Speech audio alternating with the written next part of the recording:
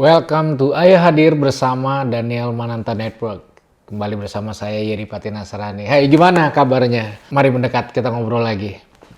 Nah, tapi kali ini nih, boleh nggak kasih handphonenya ke ayah kamu? Atau kalau lagi nonton di YouTube, di TV, atau di laptop, ajak deh ayah kamu nonton. Atau bisa juga episode ini di-share ke ayah kamu. Karena kayaknya untuk kali ini saya ingin bicara ke ayah kamu. Jadi kalau kamu sudah memberikan, ya saya mau menyapa ayahmu. Hai ayah, perkenalkan kami dari Ayah Hadir bersama Daniel Mananta Network.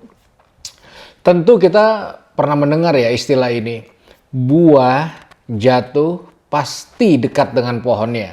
Sehingga kita berpikir kalau misalnya kita tertarik dengan sesuatu, ya anak kita nggak mungkin jauh-jauh lah gitu. Jadi kalau kita suka dalam sebuah objek, ya anak kita tentu nggak akan jauh dari objek itu gitu. Sehingga kadang-kala terjadi sebuah masalah antara kita dan anak kita karena kita ngerasa anak kita kok beda ya, nggak mirip dengan kita. Saya kasih contoh lah, jangan jauh-jauh. Saya anak pemain bola, papa saya tuh paling gila bola. Kalau pernah dengar mungkin tahun 70-an Kapten Timnas Indonesia, Roni Pati Nasrani, legenda sepak bola Indonesia. Hidup papa saya dan sepak bola tidak pernah bisa dipisahkan. Roni Pati Nasrani dan bola sampai akhir hayatnya itu tidak terpisahkan. Bahkan nih, permintaan terakhir sebelum ayah saya meninggal, itu minta diantar ke stadion sepak bola di Makassar yang membesarkan dia dulu. Saking tergila-gilanya dengan bola. Maka tentulah hampir seluruh Indonesia berpikir anak pemain bola pasti juga suka sepak bola kayak bapaknya. Apalagi legend. Nah, saya mau kasih tahu di dalam episode ini nih ayah nih. Saya, kakak laki-laki, adik-adik saya dan mama saya tidak ada yang suka satupun dengan bola. Tidak ada.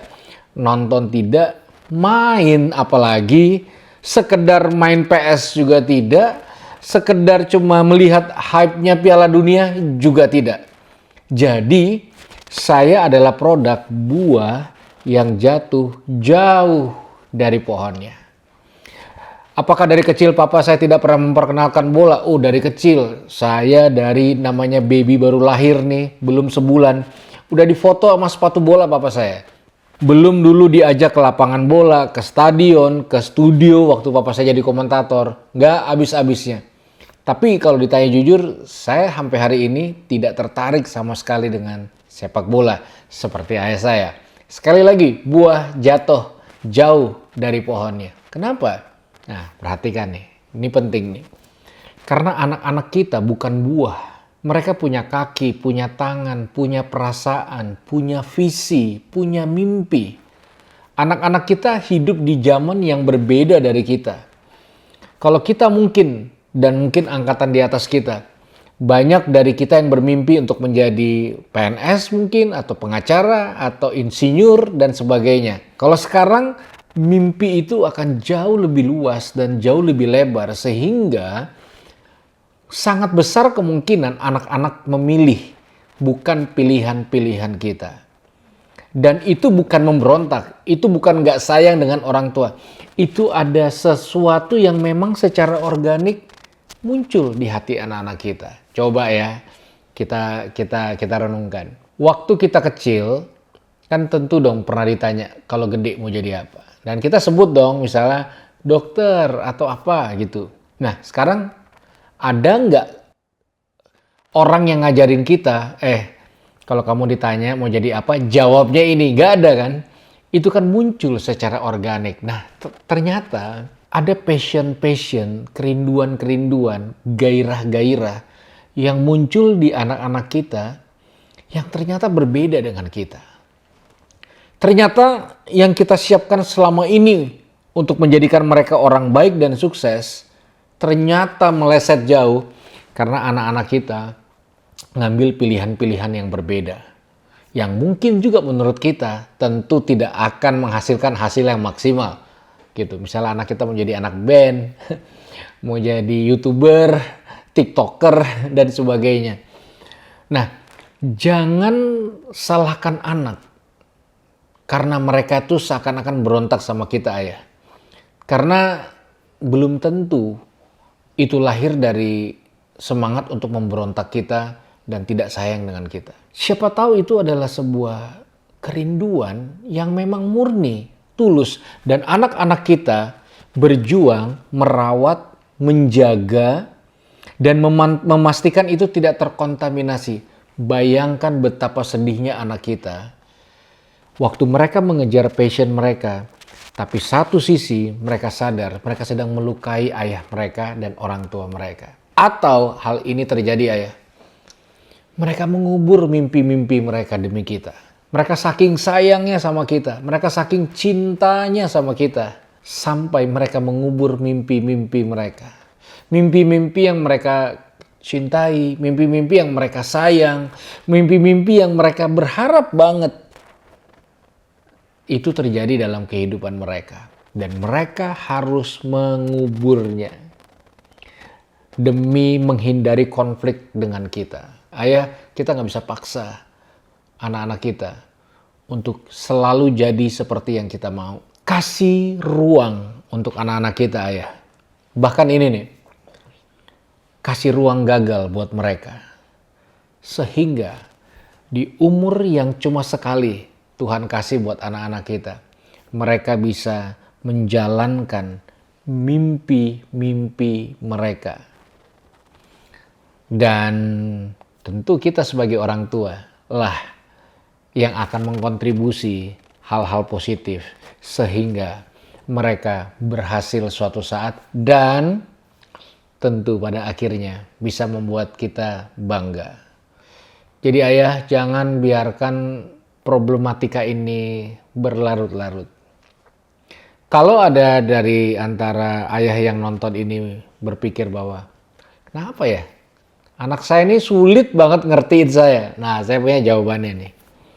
Kenapa anak sulit mengerti kita sebagai orang tua? Saya pun sebagai orang tua. Karena anak-anak belum pernah jadi orang tua. Kita orang tua pernah dong jadi anak-anak. Bagaimana anak-anak bisa mengerti kita sebagai orang tua, sedangkan mereka belum pernah menjadi orang tua? Tentu dong kita orang tua yang punya tanggung jawab penuh untuk belajar mengerti, mengasihi, mengayomi, dan tentu memberi ruang gagal yang besar. Mudah-mudahan video ini bisa menolong kita, para ayah, untuk punya hati yang besar, punya hati yang luas, punya hati yang legowo ketika anak-anak kita mulai mengambil keputusan-keputusan yang berbeda dengan kita, keputusan-keputusan yang jauh banget dari kita, jauh banget dari yang kita persiapkan, jauh banget dari yang kita harapkan. Ketika saya memutuskan sebagai anak pemain bola tidak cinta bola seperti papa saya, memang mungkin mengecewakan awalnya, tapi pada akhirnya kami sama-sama bangga. Saya bangga dengan papa saya juga bangga dengan saya. Dan pada akhirnya terbangun sebuah hubungan yang harmonis. Dan hal-hal yang tidak perlu terjadi akhirnya terhindarkan.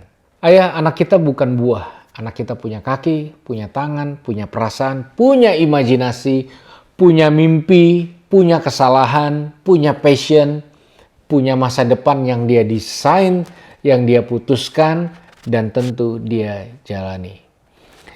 Kita berdoa supaya para ayah kita ini umur panjang.